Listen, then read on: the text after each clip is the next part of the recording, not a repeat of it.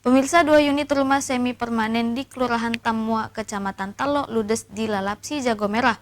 Kebakaran terjadi akibat salah satu pemilik rumah nekat membakar rumahnya saat hendak dieksekusi oleh pihak perbankan Makassar.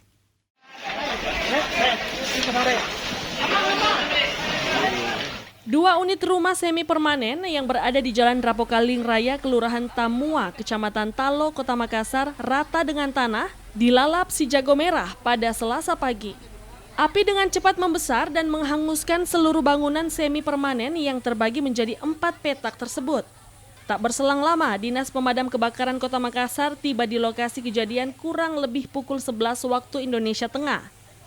Sebanyak 15 unit armada dan 50 personil dikerahkan untuk memadamkan si jago merah dan api bisa dipadamkan 10 menit kemudian.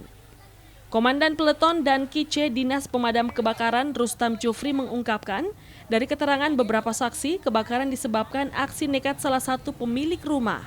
Pemilik rumah tersebut tidak menerima rumah mereka dieksekusi oleh salah satu perusahaan perbankan di Makassar. Ini kan katanya rumah sudah dieksekusi, sudah dilelang sama pihak bank.